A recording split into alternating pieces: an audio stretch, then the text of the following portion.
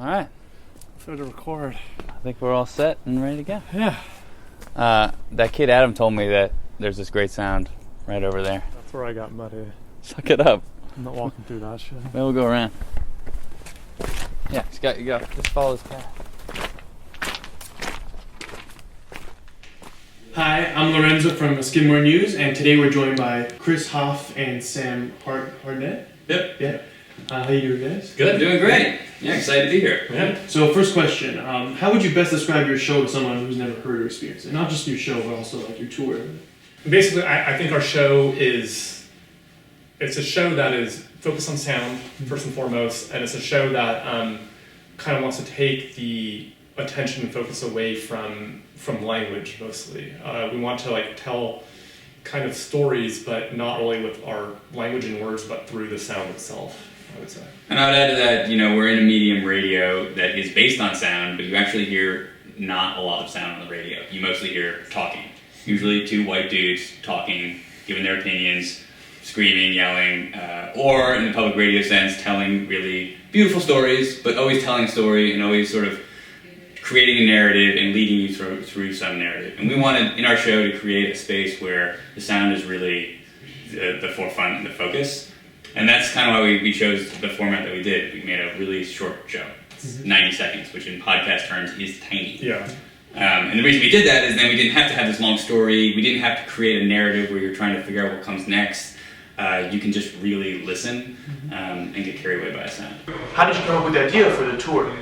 You mind? Yeah, go for it. Go first, Chris. We've had this idea, for about a year of, so we make this show that is just 90 seconds, which is really cool, but we just thought, in radio and stuff, all you have are these two channels to work with, two speakers typically, or two headphones.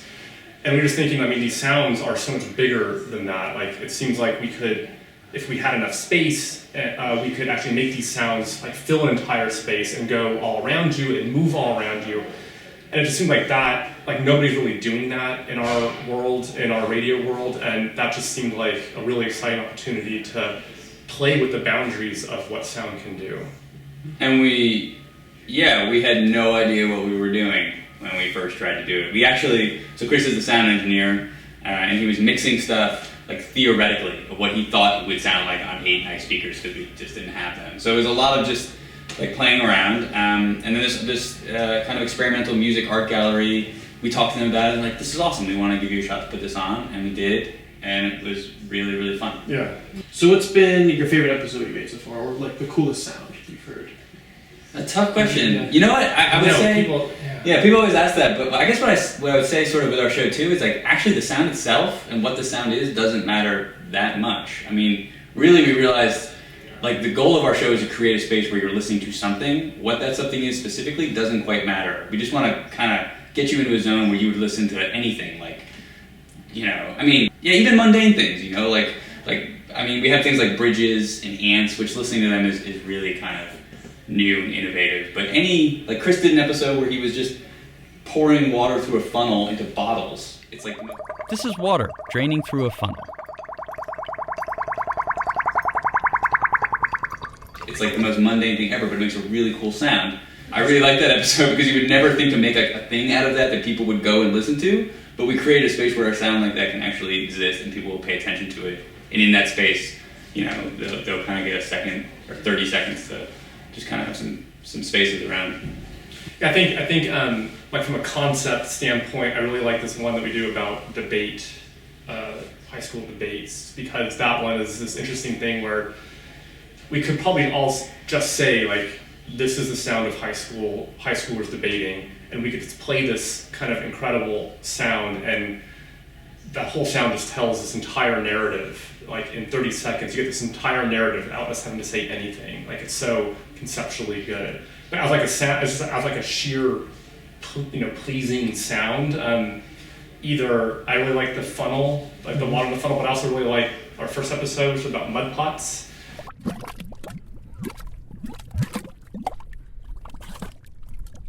With this gassy, gas going up through mud and water, and it creates these gurgling bloops, and they're very pleasing to just listen to. Yeah, and I just would add one episode. I was just thinking, because I made this recording I was in Japan visiting my brother, and I had my recorder. We went to this electronics shop where they sell telephones.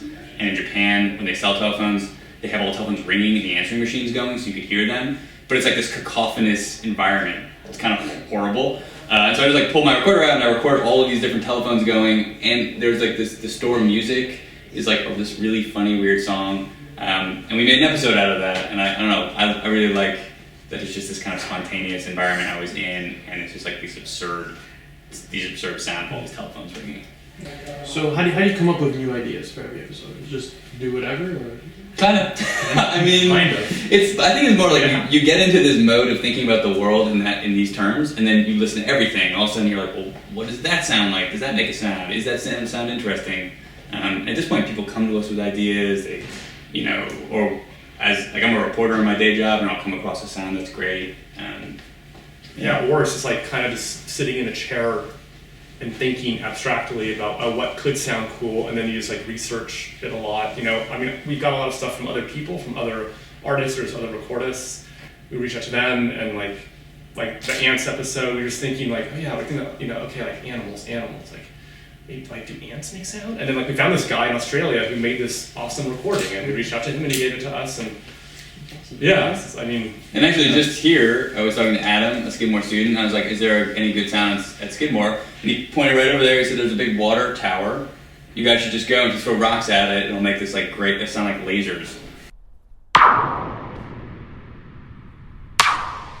So like walked over there, threw a bunch of rocks at it, recorded it. I don't know if it'll make an episode, but it was a great sound. Yeah. What plans do you have for the future? Any ideas? I got a couple. I'll say one. Yeah, go for it. I want to know. What do you have in store for us, Well, Bryce? one that I think we're both excited about, and we've tried and not totally succeeded yet. But I'm really interested in like processes, and more specifically, I think really sort of mundane and trivial and everyday processes. But things that, like, if you could make a hyper realistic recording, say, of the entire process of making a cup of coffee, or the entire process of, getting up in the morning and putting on your clothes. And if you record everything like super well, like I just feel like that could be this weird journey, because we all know these things, but we don't really pay attention to them through sound. That would be like a whole avenue that we want to go down. Yeah, I agree. Sorry. We should do that. We tried one. And it was terrible. It was me shooting free throws, and it was not a good one. But the idea is to be hyper realist, like so enhance like the tiny sound of your feet on the wooden boards as you're getting dressed. Like if you had your ear way down there, like what would you hear? Putting on your pants and zipping up the zipper, or putting on your, like if you really just isolated that, like it's this different space of hearing. It seems like it could be really cool. Hyperrealism. And then beyond that, if we had more funding and more time, I would like just go places and record stuff. Like just go to towns and like talk to people and find out what's interesting in that town. And just just make recordings. Would you still keep the episodes 2 minutes, 90 seconds long? For now, yeah. Yeah, I think that's. I think the live show though is our. Yes, here's an hour, and we're gonna make something that's an hour, and that's like our outlet for that. But I think the shortness, I just don't think you need. There's just something kind of novel, and I find refreshing about just having this quick pop, and you just enter this little world for a second. And I like that. And the shortness prevents us from doing the things that we always do in public radio, which is tell a story, introduce a character, develop that character, tell people facts, deliver information. We don't want to, that's not the point. The point is listen to this sound. All right, well, thank you very much, guys. Yeah, Going on the show today. Yeah, thank you. Thanks for having us. It's been great. All right, we're good? Cool. All right, thanks, guys. Cool. The World According to Sound. I'm Sam Harnett. Say your line. I'm Chris Hoff. Until next time.